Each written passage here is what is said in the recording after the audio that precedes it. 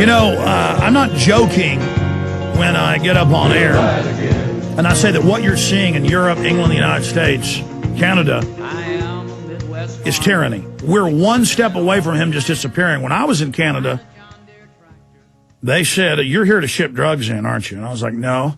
And they said, "Listen, we find one porno picture on those computers, you're going to get years and years in prison." And I said, "These are our office computers?" And I said, "What, like illegal porn?" He goes, "No, anything. Topless girl, you're going to prison."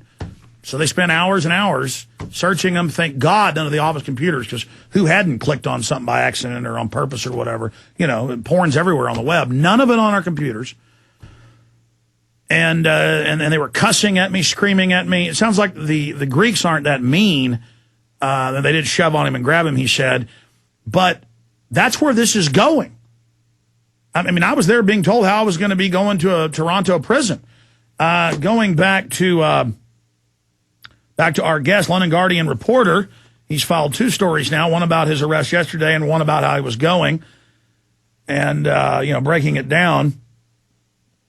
And we go back now to Charlie Skelton. Charlie, you're in the police department right now. Are you miles away from the meeting spot of Bilderberg? Hello? Yes, sir. Sorry, I couldn't hear you. There were loud Greek voices. Sorry. So you're just stuck in the police department, and that's the end of it? Yeah, no, well, I got a feeling I'm about to be waved off, what with me, A, being no threat whatsoever, and B, no one seems to know what's going on. What type of questions? Well, because they're so compartmentalized. I'm sorry, go ahead. I was going to pass you over to one of the policemen, if you'd like. Oh, I'd like to talk to him. What's his name? Yeah, okay, it's a lady. It's the one I described as...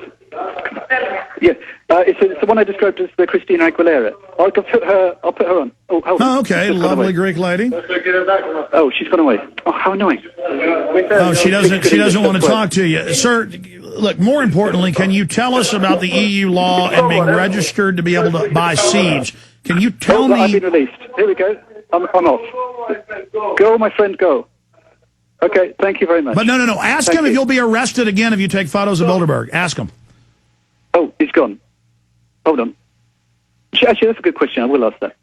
Hold on. I'm going back into the police station. Well, that's good. You need to have that attitude. They're the ones engaging in crimes. See, he feels guilty. Yeah. He's like, "Go, my friend." Where's the blonde? Excuse me. Listen, if you have to, hold the phone down by your side, and they won't take it as threatening. Just hold the phone down by your side, Mr. Skelton. Sorry, could I just... I need to ask one quick question. Will I be arrested again if I take photographs of Bilderberg? Can I pass you over to Alex Jones? I don't speak. No. I don't speak. No, you speak very good English. You speak very English. My friend Alex. I don't speak. He likes to speak. I don't speak through the telephone. It's not allowed to me. Ask her the question again. What can I just clarify? Am I allowed to take photographs of Bilderberg? Can I? Am I allowed? What did you want? No, I just wanted to ask a question. Am I allowed to take photographs of Bilderberg? Okay, what do you want? Please, tell me what you want. Am I allowed to take photographs of Bilderberg? She doesn't understand. Ask her if you'll be arrested again if you go to the same place. Oh, don't worry. Anyway, say hi to Alex. You want to speak straight? You want to speak?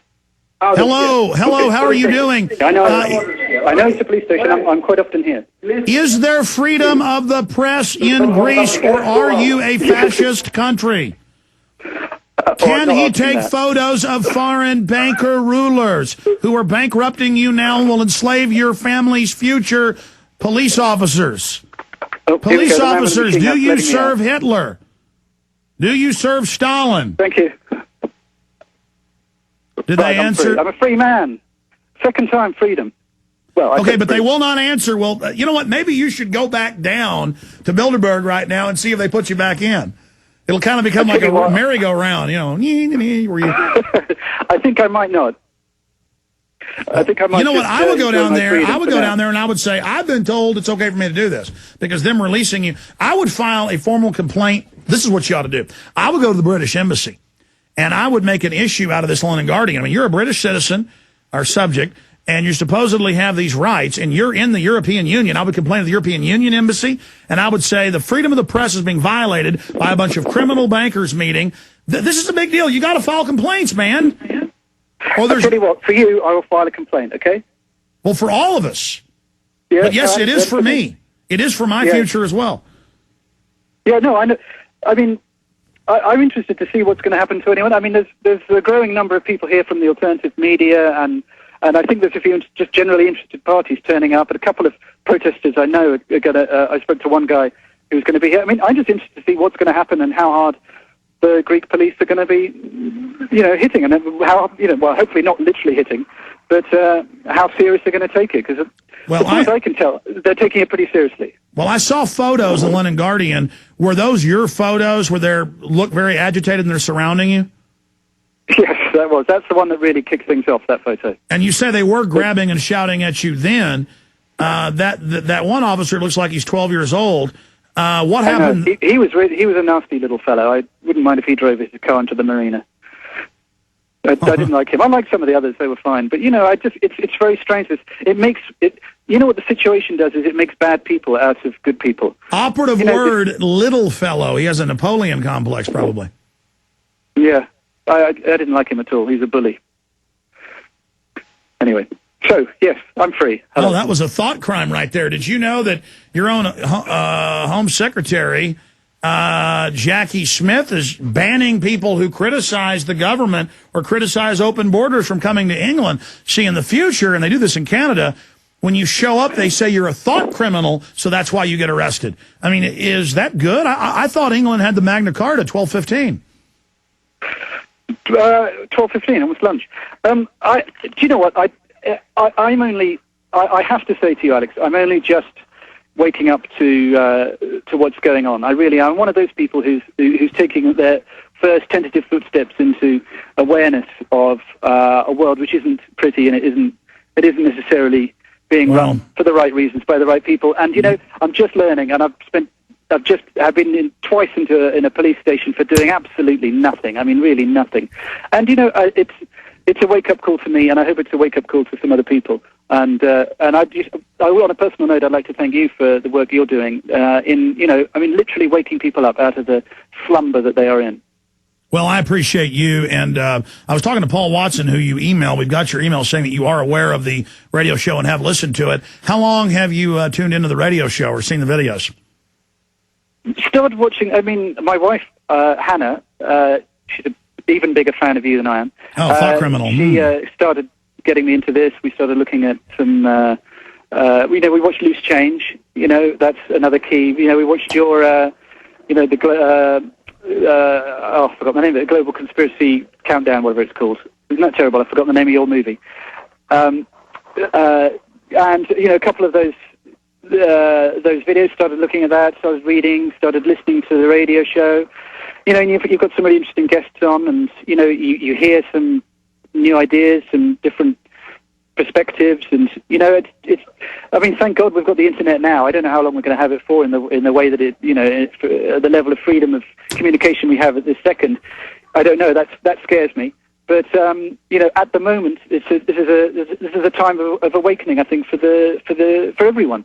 I genuinely believe that, and I don't know how many people are going to, wake up. I keep saying that, but it is the appropriate metaphor, I think. I don't know how many are going to, and let's just hope it's enough. Well, the London Guardian needs to make a big deal out of this because, we have the Times of London, we have Haaretz, we have all these big papers. In fact, I'm going to read those later on air. I thought I'd printed the Haaretz story. Just Google Bilderberg and Haaretz, or Haaretz. And it's one of the stories down, and it says, global elite meeting to chart future of world government. All these news articles I'm reading this morning and today, they're now admitting it. This is a big deal because in the past, I had the New York Times just 8 years ago say I was insane, it didn't exist. Bohemian Grove didn't exist. Bilderberg Group didn't exist.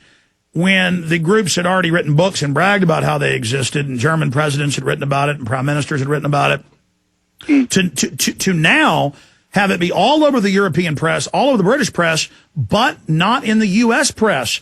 Last year was the biggest blackout we'd seen in a decade.